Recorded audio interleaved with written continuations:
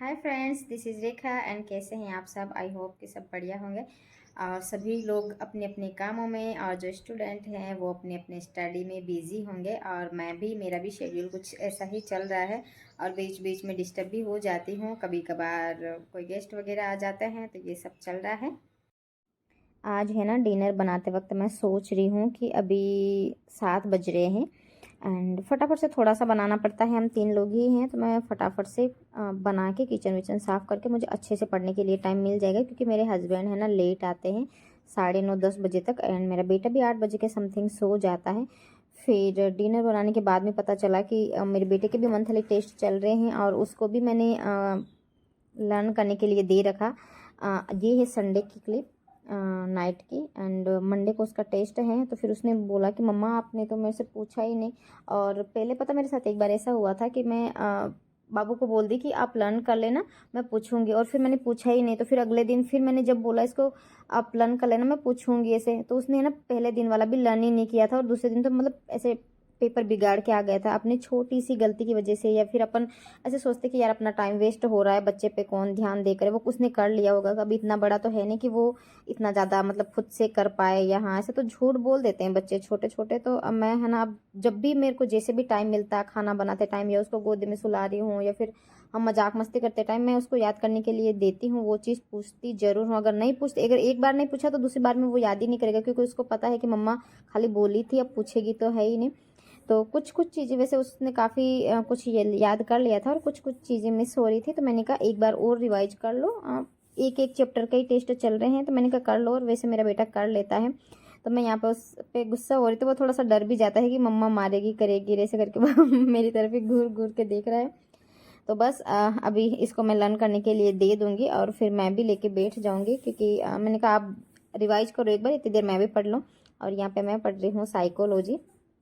जब हम ज़्यादातर वैसे मैं साइकोलॉजी ही पढ़ती हूँ, और ये इस बार वाली साइकोलॉजी लेके आई हूँ ना यार, थोड़ा सा ऐसा लग रहा है कि कुछ ज़्यादा हार्ड ही, सेकंड ग्रेड के यार ऑब्वियसली हार्ड ही होंगे क्वेश्चन आंसर। तो बस बेटा सो जाएगा मेरी थोड़ी देर बाद में, इसको अभी खाना खिलाना बाकी है तो खाना खिला दूंगी एंड फिर उसके बाद में मैंने कुछ भी शूट नहीं किया। एंड ये है मॉर्निंग की क्लिप। और आज ऐसा हुआ कि वैसे इनके पेपर चल रहे हैं और वो जो वैन वाला है ना वो भी यहाँ 7:30 हो गए थे, तब तक आया ही नहीं था। बहुत ज़्यादा गुस्सा, और ये भी फिर ऐसे बोलने लगा कि मम्मा मेरे को जाना ही नहीं है। फिर जैसे तैसे उसको छोड़ा स्कूल एंड फिर मैं आके पढ़ने के लिए बैठ गई। एंड अभी मैं पढ़ूंगी इंडिया की पॉलिटी। और बहुत ज़्यादा बोरिंग, इतना बहुत सारे लोगों के कमेंट थे कि आपने 4th ग्रेड वाला फॉर्म फिल किया या नहीं। तो मैं बता दूं, नहीं किया। तो इसके पीछे रीज़न है क्योंकि मैं टीचर की तैयारी कर रही हूँ 3rd grade and 2nd grade की। अभी तो फ़िलहाल 2nd ग्रेड की कर रही हूँ। तो 2nd ग्रेड का सिलेबस भी बहुत लंबा चौड़ा है और कुछ चीज़ें हैं। अब वो मतलब बोलोगे कि भाई आप तैयारी तो कर ही रहे थे तो फॉर्म फिल कर देते, एग्जाम दे के आ जाता, उसमें क्या हो जाता। तो यार इसमें कुछ चीज़ें हैं जो अलग है। वैसे ही 2nd ग्रेड का सिलेबस इतना लंबा चौड़ा है, यही चीज़ें नहीं पढ़ी जा रही है और मैं ऊपर से हाउसवाइफ हूँ तो वैसे मुझे बहुत कम टाइम मिलता है। तो क्योंकि इसमें है ना, वैसे बाकी चीज़ें जो है तो है ही, फिर अलग से बेसिक कंप्यूटर आ गया, इंग्लिश वगैरह आ गई और बाकी रीजनिंग का आ गया कर गया। तो ये चीज़ें इनके लिए कहाँ से टाइम निकाले, और फिर बहुत लंबा चौड़ा वो है। और देखा जाए तो फॉर्म भी बहुत सारे 24 लाख से ऊपर बच्चों ने फॉर्म फिल किए हैं। बच्चों का तो चलो छोड़ो, जो तैयारी करता है उसका तो भले उसको तो एक सीट से मतलब है, कितने फॉर्म फिल हो उससे कोई लेना देना नहीं होता। बाकी मैंने नहीं किया क्योंकि एक ऊपर से टेंशन भी होता है ना, भाई मेरी इसकी भी एग्जाम है, इसकी भी एग्जाम है, इसकी भी एग्जाम है, तो किस किस की तैयारी करूं। और इस चक्कर में है ना बहुत बार मतलब हम सक्सेस नहीं हो पाते। हमें जो चीज़ चाहिए होती है, जिस चीज़ की, जिस एग्जाम की प्रिपरेशन कर रहे होते हैं उसमें हम सक्सेस नहीं हो पाते। और मेरे साथ पहले हुआ भी है कि मैं इसकी भी तैयारी कर लो, इसकी भी कर लो, इसकी भी कर लो, बहुत सारे एग्जाम को साथ में लेके चलते तो किसी एक पे फोकस नहीं कर पाते, तो एक एग्ज़ाम भी क्लियर नहीं कर पाते। तो मैंने सोचा कि इस बार मैंने है ना, जो भी एग्ज़ाम आ रही है मेरे को सिर्फ 2 एग्ज़ाम पे फोकस करना है और मैं कर भी रही हूँ सिर्फ 2nd grade and 3rd grade pay. तो इसी वजह से नहीं किया। अगर तैयारी नहीं भी करे ना फिर भी माइंड में होता है ना कि भाई मेरी ये वाली एग्ज़ाम भी है, वो भी शायद सितंबर में है और 2nd ग्रेड का भी सितंबर में है। तो मैंने नहीं किया यार कि बहुत सारा वो हो जाता कर जाता है। तो ये हो जाए ना वो बहुत बड़ी बात है। और अब तो बहुत ज़्यादा डर लगने लग गया है। अप्रैल भी निकल गया है, मई जून जुलाई अगस्त 4 महीने ही बचे हैं, सितंबर में तो एग्जाम ही है। तो और आप लोग बताना, आप लोगों का एक बार के लिए सिलेबस पूरा हो गया या रिवीजन ही चल रहा है?